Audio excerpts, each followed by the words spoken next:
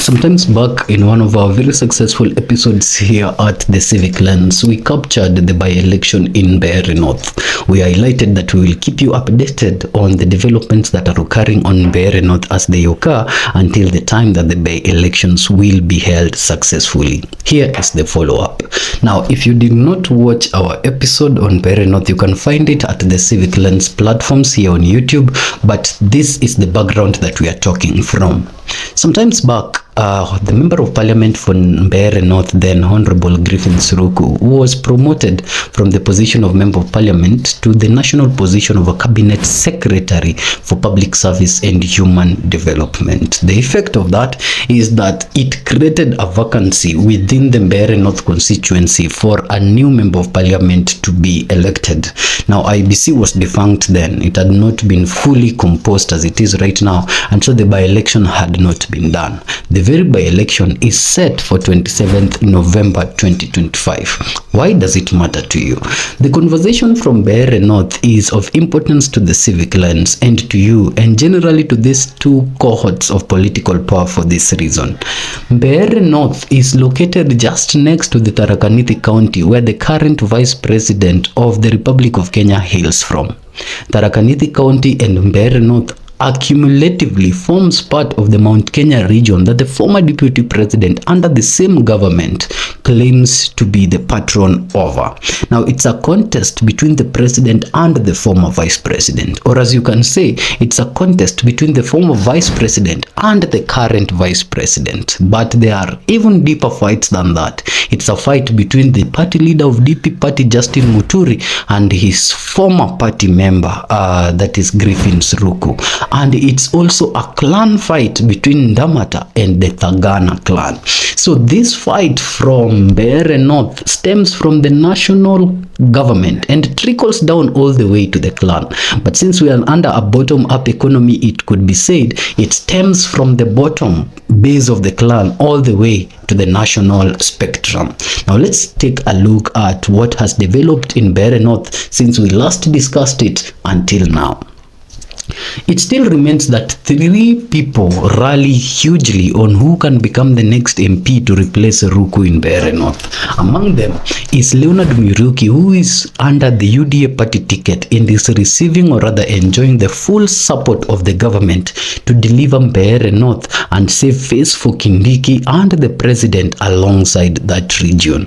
There is also Duncan Mbui, also known as Kivuivui, who was previously the DCP preferred candidate, but has since jumped ship to join Chama cha Kazi, which belongs to Moses Kuria, also hailing from the Mount Kenya region. But the main man in conversation is Newton Karish, who is being fronted by Justin Muturi, the party leader that fronted Ruku under his party, who is now the CS, and also the individual that is a principal within the United Opposition, amassing all the support from the United Opposition to support his candidate come 2027. So this is a very tough fight. As I have said, it comes from the national government to the clan, or if you like it, from the clan all the way to the national government. Here now we want to assess what has happened and who seems to have the light of the day come 27th November 2027. Let me give you a brief history. Mbeere North is a very important county in a lot of spectrums. The ones that I've said aside, it's also constituency, in a lot of spectrums. The ones that I've said aside, it's also a constituency whose member of parliament never really exceeds the second person with over 1,000 votes. Actually, the statistics that for over 3 elections, the gap between number 1 and number 2 in Mbeere North has never exceeded 700 votes, and these are the statistics. In 2002, when Justin Muturi was becoming the MP of Mbeere North, he defeated his number 2 with 200 votes and he became the member of parliament. In 2007, the billionaire Lenny Kivuti, when he was now taking it over from Justin Muturi, beat his opponent with 300 votes and became the president. In 2022, statistics having changed in 2013 and 2017, but in 2022, when Ruku was taking over power now from the previous MP, Ruku beat his opponent with 700 votes to become the member of parliament. It's safe to say, therefore, that when you are contesting to become a member of parliament in Mbeere North, it's a very tight race where the difference is less than 1,000 votes between the number 1 and the number 2. The main factor why this has been the case within the Mbeere North elections is because Mbeere North elections are regulated by clans, being the Ndamata clan and the Tagana clan that I have mentioned previously. These clans rally heavily behind their candidate, hugely and as a block, that they leave so much gap for a lose from within the clan. So it means that once you are vying as a member of parliament in Mbeere North constituency and you have an opponent also vying in Mbeere North the constituency as a member of parliament, you need to start doing head counts of your clan, because the members of your clan will determine whether you win or not. But now, with the coming of this by-election, as much as the clan factor is still really core in Mbeere North by-election, we are witnessing national party politics now finding a route within the clan setup to infiltrate the clan unity that Mbeere North has enjoyed over all these elections. And this one by-election is an instance where clan and national party politics is going to play a very key role on who becomes the next member of parliament for Mbeere North. Now, that history aside, we are looking at a likelihood, and our sources from the ground are informing the civic lens, that with the coming by-election, the turn-up might be just around 50% of the registered voters showing up to vote. Now, the reason for this is the eminent voter apathy. People feel like the mountain region, of course Mbeere North and the Tharaka Nithi region, has been supporting the UDA government, but they cannot see the policies of the government trickling down to them. Remember, we did an episode where the governor of Tharaka Nithi himself, Newton Karish, was saying developments have gone more to Homa Bay that did not vote Ruto than to Tharaka Nithi that actually voted Ruto. So there is that distaste from the ground that members would really not want to show up because of the distaste they have for the government. You would ask that if they have this distaste for the government, why don't they then show up to rule out the government from their area? It is more rooted than that. The clan politics plays a key role. And so sometimes if your person is not going to win anyhow and the other person is going to win, it does not belong to your clan. If you're coming from Mbeere North, you would opt not to even go vote at all. So the voter apathy is something that is going to be witnessed in Mbeere North, and our sources tell us that the gap between people who are going to vote and the people who are not going to vote, if compared against the entire voter register of Mbeere North, we might only witness 50 to 60% of the registered voters turning up to vote. Now, that's a very important factor to the politicians who are contesting to take over Ruku for this reason. Each of these politicians have their backyard where their voters are going to show up to vote for them. This is common in any election anywhere in Kenya, where local support plays a key role on the overall voter mass that a candidate amasses in a competition. Now, if you're talking about Newton Karish, for example, it's estimated that from his backyard, the people that will show up ranges between 3,800 voters to 4,500 voters on the maximum. So this puts us on a figure of 4,000 voters showing up to vote within the backyard of the preferred candidate of the United Opposition through the Democratic Party ticket under the leadership of Justin Muturi. So Karish backyard is estimated to have 4,000, let's say, maximum showing up to vote. What does this mean? If 4,000 people show up to vote in Karish backyard, it means that Karish can only garner between 1,500 to 1,800 of those votes with certainty. Let's leave a group of 1,000 votes being divided between Mbui and Leonard Muriuki, and let's leave a rough gap of 200 votes being spoiled votes. So we are saying from his own backyard, the promising figure that is going to show up and vote for Newton Karish of the DPP party and the United Opposition does not exceed 2,000. Now, remember these figures because it plays a very key role towards the end of this analysis on who we are projecting might be the next member of parliament for Mbeere North. Now, we have talked of Karish backyard that will give 1,800 to Karish, divide at least 1,000 to Mbui and Muriuki, and spoil 200 votes. Let's go to the second backyard. That is now Leonard Muriuki's backyard. This ward is called the Ntawa ward. And this is one ward where the voter apathy might be very, very significant than other places. One, because they feel like Karish is not really their preferred candidate to replace Ruku, yet Karish is their boy. Number two, Karish is going through the UDA party ticket, which, as I've highlighted earlier, is losing ground within the Mbeere North area.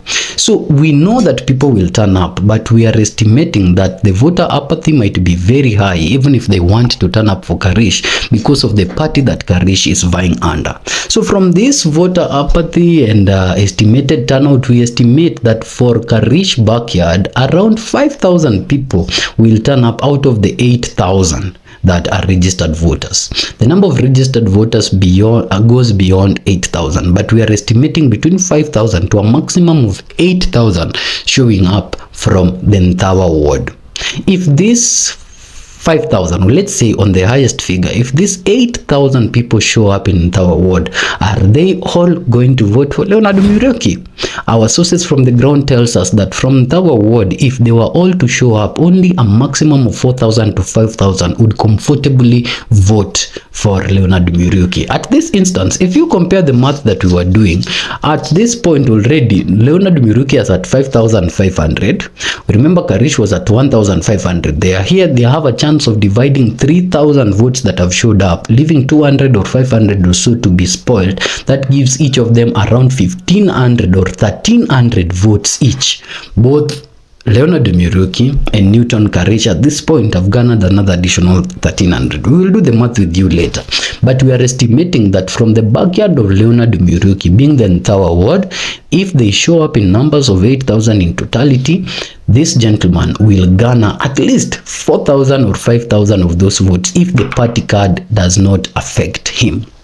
Now, you can still see that from the backyard of Leonard Muriuki in Ntawa ward and from the backyard of Newton Karish, the voters do not have the effect of determining who becomes the member of parliament for Mbeere North constituency. There is yet one ward, the largest in Mbeere North constituency, whose voter turn-up will determine who becomes the subsequent MP of Mbeere North, and this ward is the Evurore ward.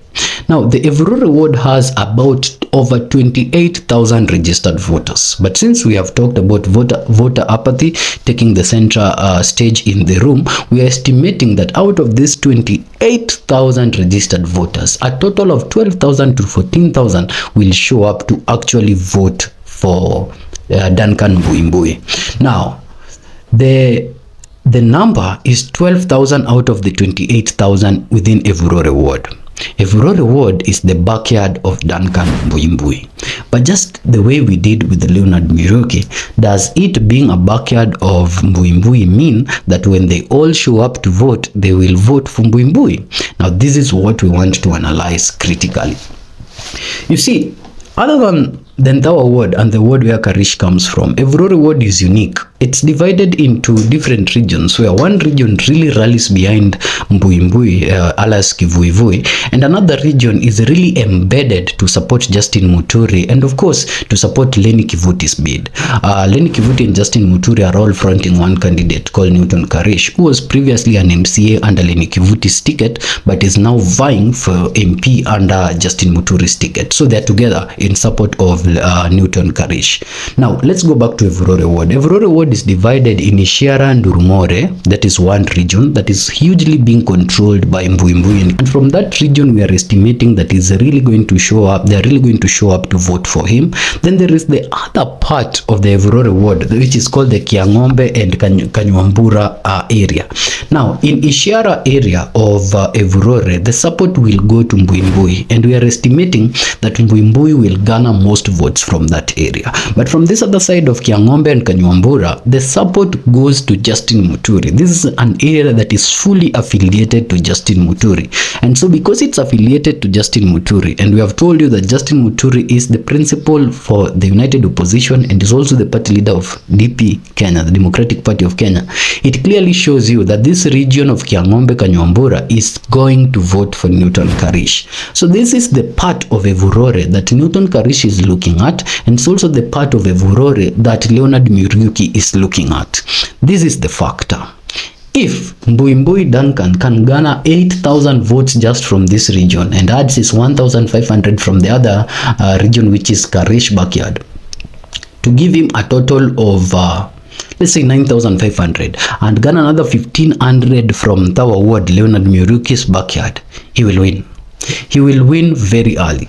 He will win very early, whether or not the united opposition is fronting a candidate, whether or not the government is supporting Leonard Muriuki. If he can garner up to 8,000 votes out of the 12,000 that will show up from the Ivurore and specifically from the Ishiara Ndurumore region, he will become the next member of parliament. But it is very difficult to garner a total of 8,000 out of the 12,000 if the entire Ivurore ward does not rally behind their current MCA. If the influence of Justin Muturi is really high on the Kiang'ombe-Kanyumbura area.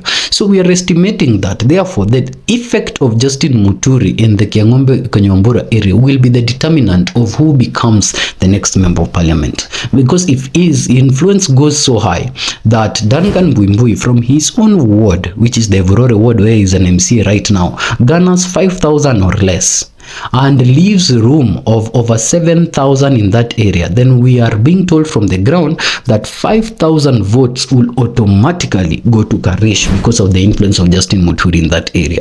Now the effect of this is, if Duncan Mbui gathers less than 5,000 and another 5,000 goes to Karish, and Karish adds this with the backyard of 1,500 from Ntawa ward, which is Leonard Muriuki's backyard, and adds his 2,000 from his own backyard, then Newton Karish will become the member of parliament very early. There is no chances that Leonard Muriuki will gather more than 2,000 votes in Ivurore.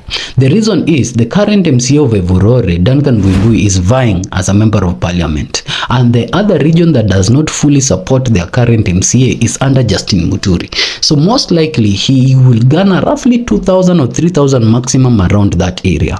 Now this goes back to Ntawa ward. If he garners 3,000 in this area and his support for Ntawa ward goes to around 7,000, his own backyard, and the voter apathy does not happen in his own backyard, and he divides 1,500 from the backyard of Karish, then Leonard Muriuki will become the next member of parliament for Mbeere North constituency.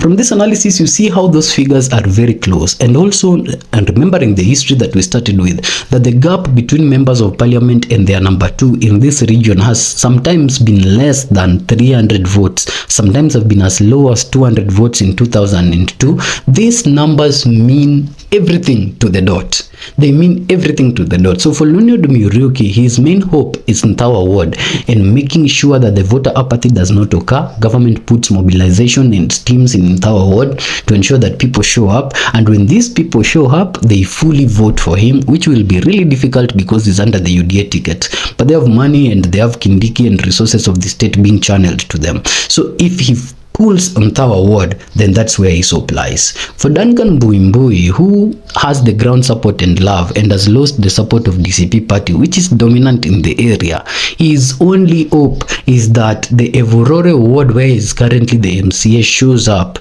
to promote him as a member of parliament, and specifically the Ishiara Ndurumore region shows up to vote him, and then he divides votes both in Ntawa ward and Karish backyard. He will become the member of parliament. The only hope Karish has is for his own backyard to show up more than 4,000 voters and over 3,000 voters to go to him. In Ntawa ward, his only hope is to use the influence of the DCP, which is within the united opposition right now, and the influence of the united opposition to amass certain votes from that area to an extent of around 2,000, and then to fully focus on Ivurore ward, the part that supports Justin Muturi, being the Kiang'ombe and Kanyumbura region, to deliver to him at least another 3,000 or 4,000 votes. Then he will become the next member of parliament for Mbeere North constituency. So this contestation is going on in the ground. The support marshal is going on in the ground.